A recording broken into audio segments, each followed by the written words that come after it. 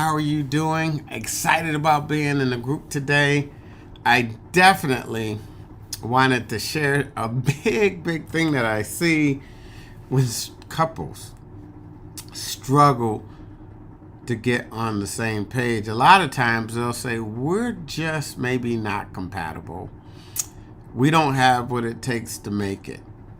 Maybe we don't have what it takes to make it. I'm scared. We don't have that magic some other couples have. We're just too different. And we're going to talk about that today because I don't believe that's the case. So couples come to me all the time. I ask them to tell me a version of their history. One says story A. The other person says story B, which is not A. If you are in a relationship with your spouse and you're saying story A and they're saying story B, then you know what I'm talking about. Go to the browser and type in A or B, whichever one you want to be. So I get couples that come to me and they are saying something different. And I got to be honest, first week in practice, I was like, there are a lot of liars in the world and couples lie a lot. I realize they're not lying, they're just different. So we're going to talk about that. So differences are interesting, and I talked about two types of differences yesterday. I talk about lifestyle and personality. Lifestyle and personality. So I want to say it's like handedness. So those of you that are listening, tell me who you are, where you're from.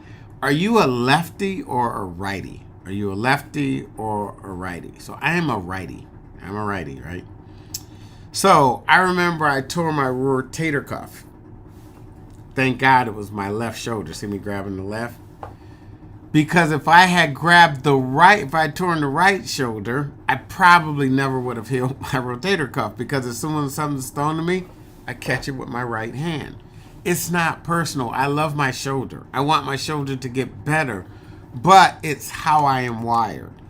When it comes to personality and lifestyle, it's how people are wired. If someone's a neat freak, and someone's OCD, we are not going to have a conversation that changes that. And I'll bet you, tell me if I'm wrong, you have had that conversation a million times with your spouse and you haven't changed it. What I want you to know, it's not personal. You hear that? It's not personal. It's baked in the cake. It's how they experience the world. Right. So I was talking about the rotator cuff. If you tear the rotator cuff with your dominant hand, you are much less likely to recover because you're going to do things intuitively.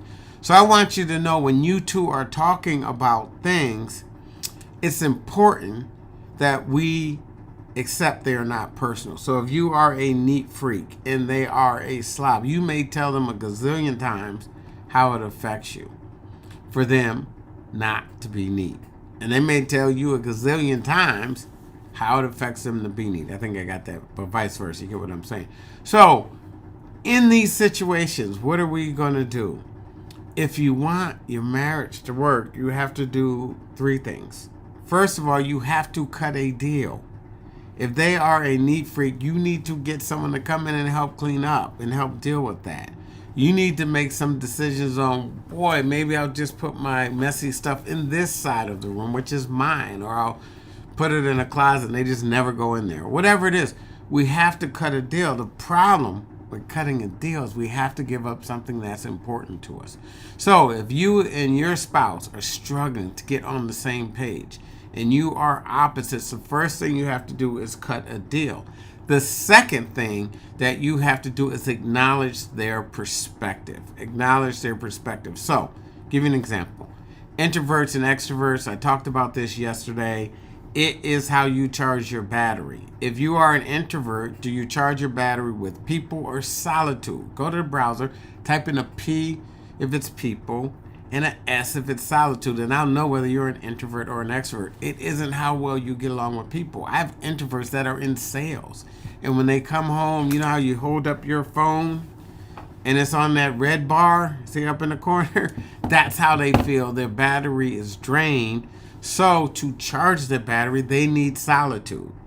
If you are an extrovert, you might want to charge it when your spouse and being with your family when you get home. So we need to cut a deal. So what does a deal look like? A a deal could look like this. Hey, you get home at 6 to 6:15, 6:20, or 6:30. Hey, family time.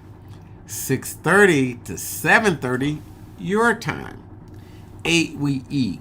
And it's just a way to cut a deal. It's just a way to cut a deal. So to do that, you have to acknowledge that, boy, this isn't personal. You need to recharge your battery, not because you don't love me, not because you're not attracted to me, not because you don't want to spend the rest of your life with me. It's not personal. Hey, babe, you want to recharge your battery with me because I help recharge your battery. So you want to spend time, not because you're needy. No, not because you're needy. Anyone know out there, am I preaching to the choir today? If so, type in a yes. Because if you are an extrovert married to an introvert and they come home and they want to recharge their battery on a solo tip, they're probably making you feel like you're needy and you're making them feel like you are neglected. So I want you to acknowledge it is not personal, and I want you to have some acceptance around that fact so that we could cut a deal. Anyways, this is one of the big reasons that couples struggle when they're different, because we hire the same and we marry the opposite. So if you're out there, I want you to think about you and your spouse's difference with regard to this. I want you to take one of them and I want you to cut a deal. I want you to cut a deal. Anyways, thanks a lot. I appreciate you, and I will see you tomorrow. This is our daily chat. Make it a great day. Talk to you soon. And thanks for being in the group.